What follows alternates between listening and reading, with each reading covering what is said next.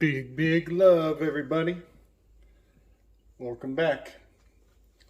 I need to make amends to a minor error in my Avengers Tarot correlations. In my last video, I accidentally, inadvertently, did some misinterpreting of this Justice card. I was actually drawing from scenes that were based in the Thor number 2 or Thor number 3. Essentially, what I mentioned in my previous videos about Thor being in the arena against the Hulk and the two Jerusalems, all of those scenes are actually from Thor number 3, which all goes to this death card down here, where Hela, his sister, who is the Queen of Death, the Princess of Death, she is all in correspondence with this death card. So those scenes I need to fill in and further substantiate and get the record straight on this Justice card here.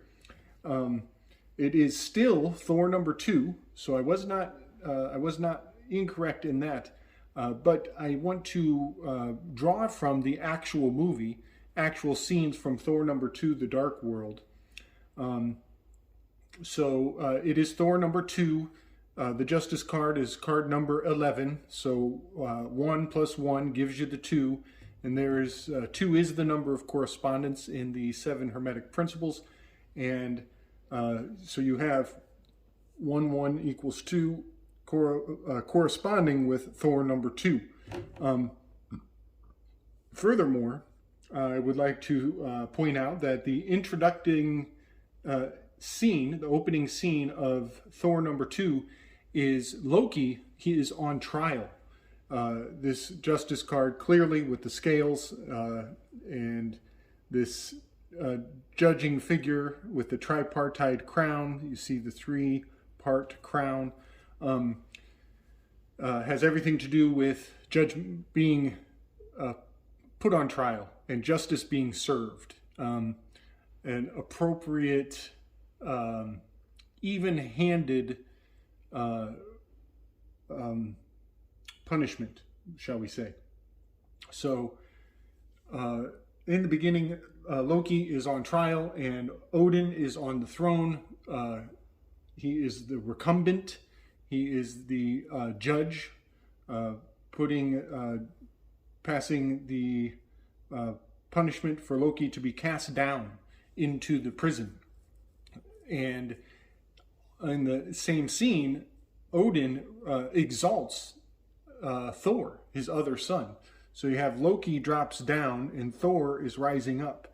And so that is the scales being, the tipping of the scales, where Loki goes down, Thor is exalted, and it is said in that scene that Thor will take the throne and Loki will go down to prison. So that very much indicates the scales, but I will even further bring this back in the movie as pointing out that in the end of the movie, by the end of the movie, actually Loki escapes from prison and manages, through his usual deceitful long game plans, he takes the throne. He replaces Odin. He takes the throne. And in the very closing scene, Thor is volunteering himself to be allowed to return down to the lower realms of the earthly realms. So in the beginning, Loki goes down, Thor goes up. In the very end, Loki goes up and Thor goes down. So you have this play on the scales relating to the realms of the Marvel Universe and Asgard and all the 9 cosmic realms. Also, the entire plot of the movie is based on on the 9 realms coming into a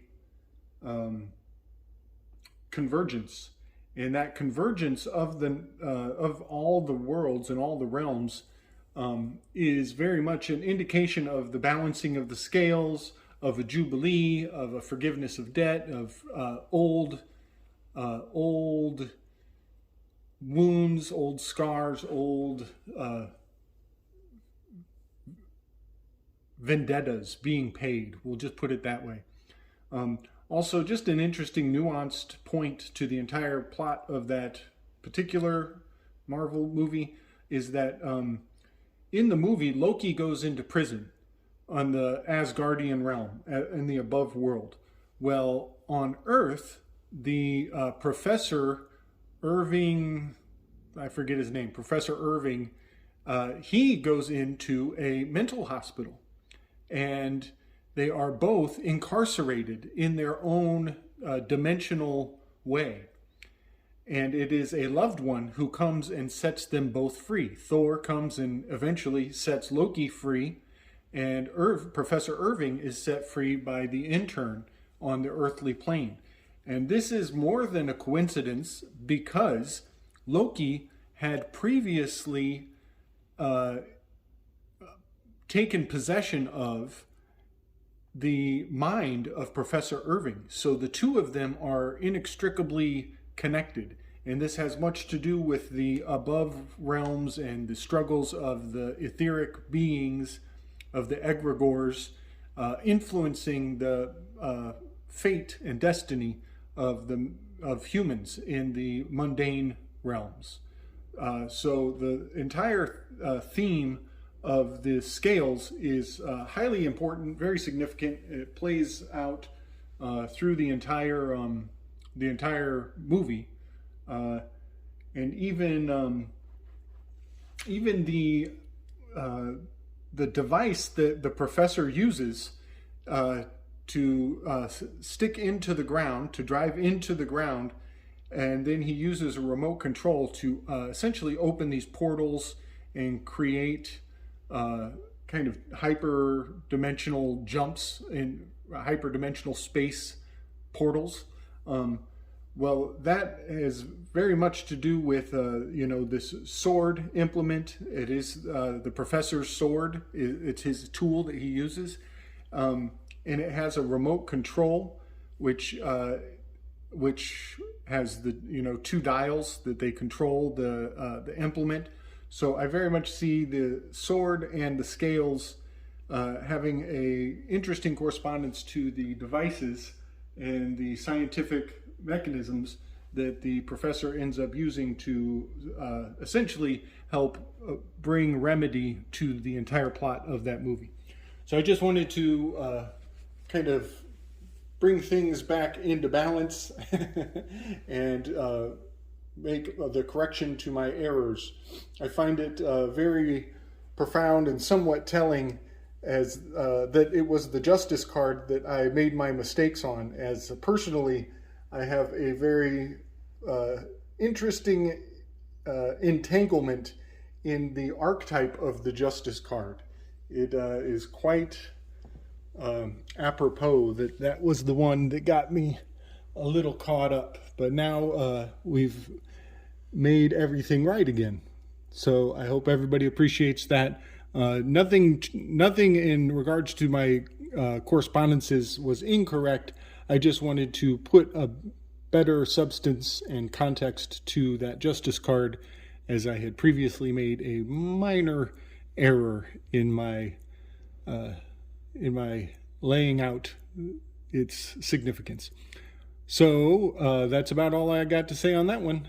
Nice and short and sweet. Hope everybody's having a lovely fall, and I hope you had a great Halloween, and I look forward to some fun Thanksgiving adventures.